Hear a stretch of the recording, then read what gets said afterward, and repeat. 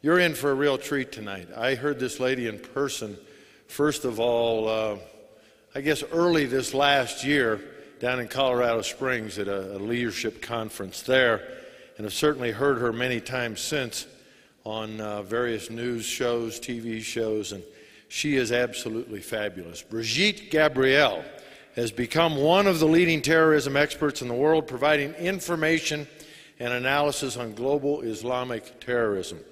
She's a member of the Board of Advisors of the Intelligence Summit and lectures nationally and internationally about terrorism and current affairs. Her expertise is sought after by world and business leaders. She's addressed such people as the former Australian Prime Minister John Howard, members of the British Parliament, the House of Commons, members of the United States Congress, the Joint Forces Staff College, the United States Special Operations Command, our own FBI, and many, many others. In addition, Gabrielle is a regular guest analyst on Fox News Channel, CNN, MSNBC, ABC, and various radio stations daily, as she has been here in Colorado and all across America.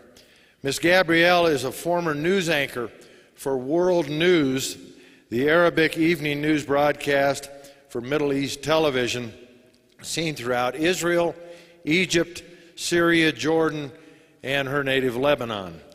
Ms. Gabrielle immigrated to the United States in 1989 and founded a television production company, marketing and advertising agency. Her clients include ABC, NBC, CBS, Good Morning America, 2020, The Today Show, The Oprah Show, Dr. Phil, CNN, Fox News, just to name a few. Ms. Gabrielle is the founder of Act for America, a nonprofit organization dedicated to educating millions of uninformed citizens about the threat of radical Islam to world peace and our national security. She's the author of 2 New York Times bestsellers. Her first book, Because They Hate, a survivor of Islamic terror warns America, and her newest book, which I just finished, is titled They Must Be Stopped, Why We Must Defeat Radical Islam and How We Can Do It. Miss Brigitte Gabriel. Brigitte. Thank you. Thank you. Thank you. Woo! Thank you. What a great day. Thank you very much. Thank you for being here tonight. Thank you for taking time out to come and be with us this evening to get educated about the threat of radical Islam to the United States. I love Colorado. I have been here for a few days now hiking in Aspen. I'm a hiker. And walking around the mountains, reflecting on how fortunate we are to live in this great country of ours, how blessed we are to live in one of the best country in the world as an immigrant to this great country. Believe me, America is God's gift to the universe.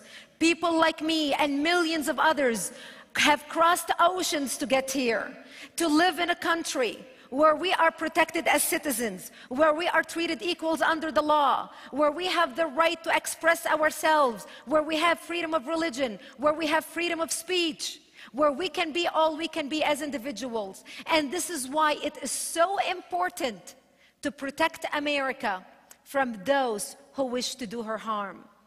I know many of you in here, either you are a first-generation immigrant, or your parents or great-grandparents have immigrated to this great nation that afforded you and me the blessings of the life we live today, and that's why it's important to protect it. Radical Islam is on the rise worldwide. As I am speaking to you today, there are 44 conflicts around the world between Muslims against non-Muslims, regardless of the religion of those non-Muslims or their nationality. 44 conflicts around the world. We only focus on Iraq, Afghanistan, Pakistan, because that's what we are involved in. We're not focusing on what's happening in Chad or Djibouti or any other country in the world because we simply do not care and we're not involved there. But we should. Radical Islam does not only threaten the United States. Radical Islam threatens all of Western civilization. Look what happened in Australia a few days ago. Look at the plot. Look at the terrorism in Australia. This is the top news right now, rocking Australia. Look what happened in North Carolina last week. 7 arrests of terrorists right here on our soil. Terrorists. We have had in the last 6 months 40 arrests of homegrown terrorists on American soil. Unfortunately, many people are not connecting the dots. Many people after September 11th started asking, why do they hate us? What did we do to offend the Muslim world? A lot of people are saying also that they hate us and radical Islam is on the rise because of our foreign policy for standing up with Israel, or because we are on Arab soil, or because we have gone and attacked them. People who believe that way have not been educated about the history of radical Islam. When did it start? How did it start? You know, for me, this is something very personal because my life was affected by the rise of radical Islam. You heard me, I come from Lebanon, majority Christian country in the Middle East. My 9/11 happened to me in 1975 when the Muslims blew up my home. Many people in America did not even know what the word jihad meant. The radical Islam wasn't even on the radar. So, what launched radical Islam? What was the mothership from which all these radical organizations came out of? And to understand that, we must understand history. We must understand who are the Muslim Brotherhood. Who are these people? What is the Muslim Brotherhood organization? The Muslim Brotherhood organization is the first and oldest Islamic terrorist organization in the world, founded in 1928. That's when radical Islam was launched. 1928. So why was radical Islam, the mothership, the Muslim Brotherhood, was launched in 1928? Obviously, Israel was not even in existence at that time.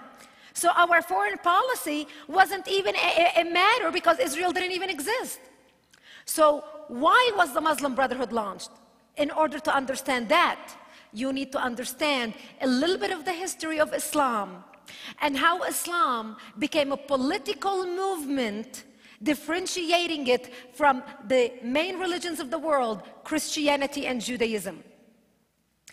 Prophet Muhammad got his vision from the angel Gabriel in the 600 that he is the last of the prophets and that his religion is the true religion and the last of the religions on earth.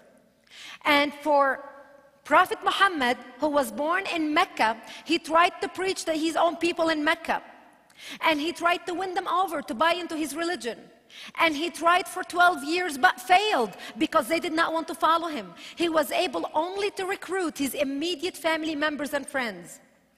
So he decided, after 12 years, I'm going to go to Medina, which was the business hub of the Jews in Arabia at that time, and I'm going to tell the Jews about my religion, and I'm going to recruit them.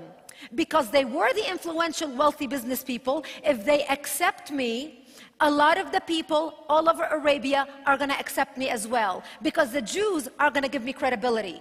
And this is when Prophet Muhammad borrowed from the Bible, our Judeo-Christian Bible, when he said that Christians and Jews are the people of the book, and he borrowed a lot from the Jewish Bible. For example, Jews don't eat pigs, Muslims don't eat pigs.